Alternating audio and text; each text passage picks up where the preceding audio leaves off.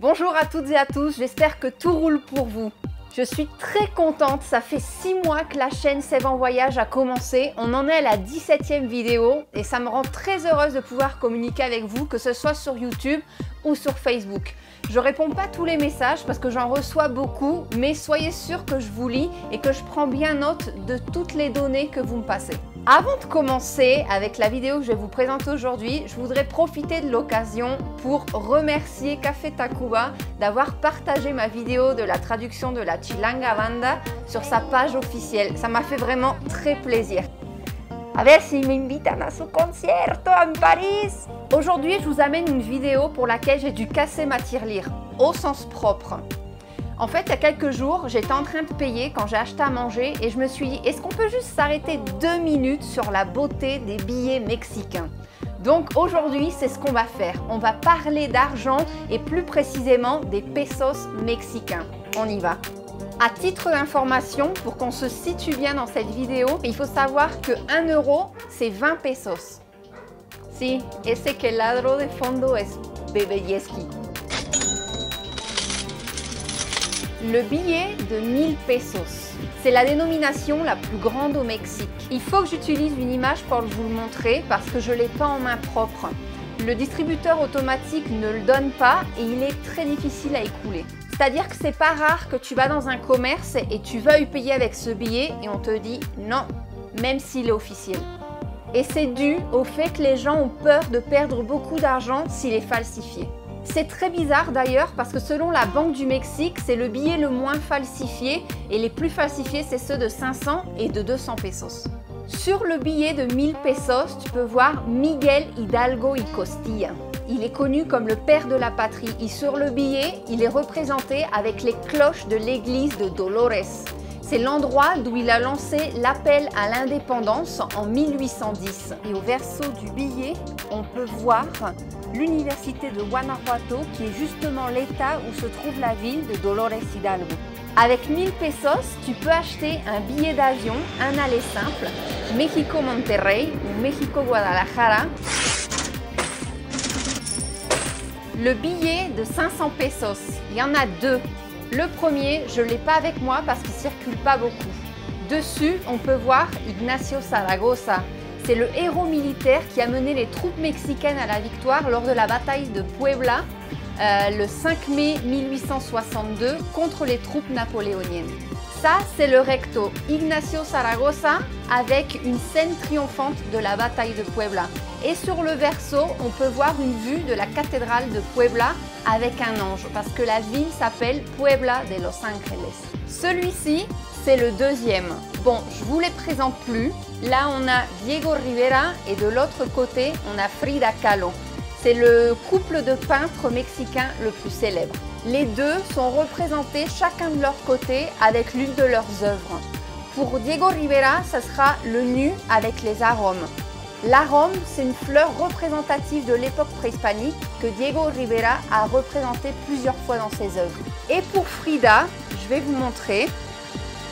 C'est son tableau qui s'appelle El abrazo de amor del universo, la tierra, México, yo, Diego y el señor Xolotl. Ce billet est considéré comme l'un des 10 plus beaux billets du monde par la Société internationale des billets de banque. C'est d'ailleurs le billet que les touristes emmènent le plus en souvenir.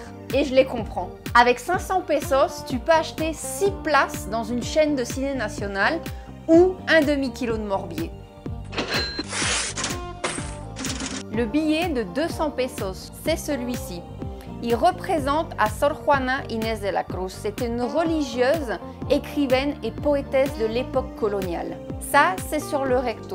Sur le verso, on peut voir une vue de l'hacienda de Panoayan. C'est la maison où elle a grandi et où elle a appris à lire en cachette. Sor Juana Inés de la Cruz, elle a été considérée comme l'une des premières féministes de son temps et je vais vous montrer pourquoi, parce qu'il y a un extrait d'un de ses poèmes sur le billet. On va voir. Hombres necios que acusáis a la mujer sin razón, sin ver que sois la ocasión de lo mismo que culpáis. Avec 200 pesos, je paye un mois de forfait téléphone portable, appel, messages et internet illimité. Le billet de 100 pesos. C'est mon préféré, il est chargé d'histoire de la ville de Mexico. D'un côté, on a une panoramique de la ville de Mexico avant l'arrivée des Espagnols et qui s'appelait Tenochtitlan, quand elle était encore une île sur le lac de Texcoco. Et de l'autre côté, Nezahualcóyotl, qui était justement un dirigeant originaire de Texcoco. Nezahualcóyotl en nahuatl, ça veut dire le coyote affamé, qui est juste ici. Nezahualcóyotl, c'était un tlatoani, c'est-à-dire un monarque préhispanique. Il était ingénieur, architecte et aussi poète. Et en plus, fasciné par la nature. Et ça, on va pouvoir le voir avec un de ses poèmes qui est juste ici. Amo el canto del cenzontle, pájaro de 400 voces. Amo el color del jade y el enervante perfume de las flores. Pero amo más a mi hermano el hombre. Un grand humaniste. Et là, dans le coin supérieur droit, on peut voir un épi de maïs. C'est que le Mexique, c'est l'un des pays qui a le plus de variétés, de diversité de maïs. Et d'ailleurs, les mythes de fondation préhispanique du Mexique mettent en avant le fait que les Mexicains seraient des hommes faits de maïs. Rappelez-vous, sin maïs, no hay país. Avec 100 pesos, t'achètes 20 tickets de métro. Le billet de 50 pesos. Dessus, on peut voir José María Morelos y Pavón. C'est un contemporain de Miguel Hidalgo y Costilla qu'on a vu sur le billet de 1000 pesos. C'est lui qui, dans ses moments de l'indépendance, a aboli l'esclavage. Vous allez voir sa phrase historique. Je vais vous la lire. Que la esclavitud se proscriba para siempre, y lo mismo la distinción de castas, quedando todos iguales y solo distinguir a un americano de otro, el vicio y la virtud. José María Morelos y Pavón était originaire de Morelia dans l'état du Michoacán et il y a deux références à cet état sur le billet. D'abord, on peut voir l'aqueduc de Morelia et la mariposa monarca, parce que là-bas, il y a un sanctuaire de ce papillon. Avec 50 pesos au Mexique, tu peux faire un festin. Il y a ici ce qu'on appelle la comida corrida.